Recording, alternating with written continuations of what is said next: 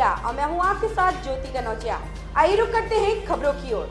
UP के उन्नाव जिले में बुआ भतीजी के शव व चचेरी बहन के गंभीर हालत में मिलने से हर कोई हतप्रभ है। तीनों के गले कसे होने, हाथ बंधे मिलने की परिजनों की बात पुलिस नकार रही है। पुलिस की जांच किशोरियों के जहर खाने या खिलाए जाने तक की सीमित है। उत्तर प्रदेश के मुजफ्फरनगर में दिल्ली दून हाईवे पर मंगलवार देर रात हुआ भीषण हादसा शादी समारोह में शामिल बारातियों के जश्न में खलल डाल गया। पलक झपकते ही नाचते गाते बारातियों की खुशियां काफूर हो गई। हर तरफ घायलों की चीख पुकार मचने से माहौल गमगीन हो गया। हादसे की भयावह का अनुमान इसी से लगाया जा सकता है कि घटनास्थल पर करीब 100 मीटर की दूरी तक कई घायल बारातियों के खून के कतरे, फटे हुए कपड़े और जूते चप्पल बिखरे हुए थे।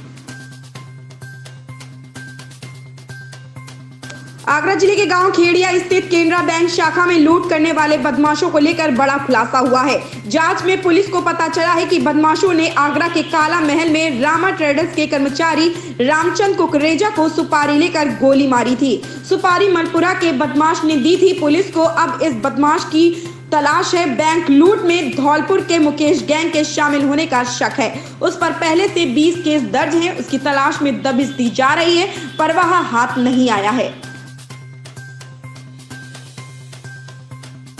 हिमाचल प्रदेश में जिला प्रशासन का सब्जियों और खाने पीने की चीजों की कीमतों पर नियंत्रण खत्म हो गया है। प्रदेश सरकार की ओर से 31 दिसंबर 2020 के बाद इसे पूरी तरह खत्म कर दिया गया। अनिवार्य सेवा के तहत बने 2 एक्ट पूरी तरह से समाप्त करने के बाद यह स्थिति बनी है। प्रदेश सरकार एक्ट रिन्यू करने के पक्ष में नहीं है। इसके पीछे कारोबारियों का दबाव माना जा रहा है। जब तक एक्ट रिन्यू नहीं होता है तब तक कारोबारी खुद सब्जियों, खाने की थाली, मीट, चाय, समोसा, कुलचे, भटूरे के दाम तय करेंगे। जिला शिमला और कुल्लू में दामों में कुछ बढ़ोतरी देखने को मिल रही है, जबकि अन्य जिलों में अभी पुराने ही दामों पर खाद्य वस्तुएं मिल रही हैं।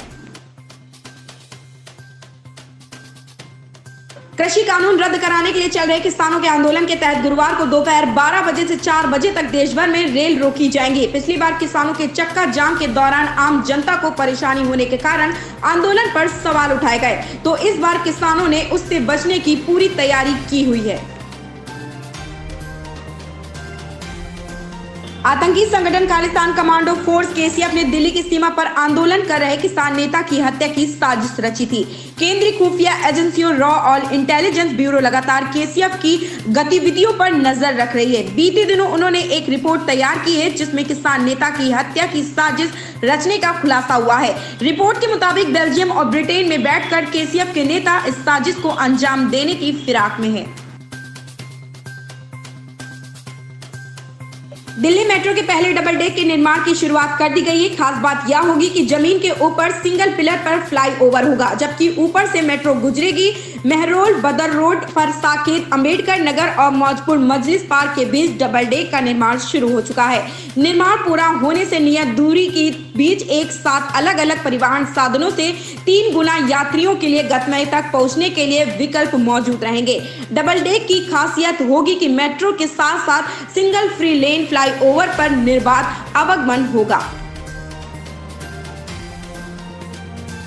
यूपी में बजट सत्र आज से शुरू हो गया है। सत्र के पहले दिन सपा व कांग्रेस के नेताओं ने महंगाई, किसानों व पेट्रोल डीजल के बढ़ते दामों को लेकर प्रदर्शन किया। सपा नेताओं ने विधानसभा में चौधरी चरण सिंह की प्रतिमा के पास बैठकर महंगाई और किसानों की समस्याओं को लेकर यूपी सरकार के खिलाफ नारेबाजी की। सपा कार्यकर्ता सदन के पहले दिन ट्रैक्टर से विधान भवन पहुंचे। वो ट्रैक्टर परिसर के अंदर ले जाना चाहते थे, लेकिन सुरक्षा कर्मियों ने उन्हें रोक दिया, जिसके बाद सपा कार्यकर्ता चौधरी चरण सिंह की प्रतिमा के पास जाकर बैठ गए। इस दौरान लगातार नारेबाजी होती रही।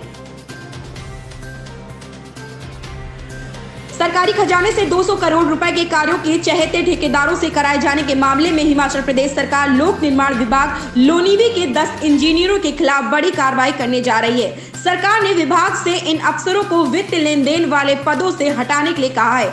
आरोप सिद्ध होने पर इन इंजीनियरों के वित्त लाभ रोक दिए जाएंगे। सेवानिवृत्त हुए आरोपी इंजीनियरों की पेंशन कम की जाएगी और वर्तमान इंजीनियरों को डिमोट भी किया जा सकता है। जम्मू कश्मीर के दौरे के दूसरे दिन विदेशी प्रतिनिधिमंडल ने भारतीय सेना और जम्मू कश्मीर पुलिस के अधिकारियों से मुलाकात की। इस दौरान घाटी में सुरक्षा व्यवस्था के साथ ही कई अन्य मुद्दों पर चर्चा हुई। एसएसपी अनंतनाग संदीप चौधरी ने राजनयिकों को जन भागीदारी रोजगार मुहैया कराने के प्रयासों के साथ ही विभिन्न मामलों की जानकारी दी। श्रीनगर एसपी शीमा नबी ने कोविड काल में पुलिस द्वारा निभाई गई जिम्मेदारियों के बारे में बताया।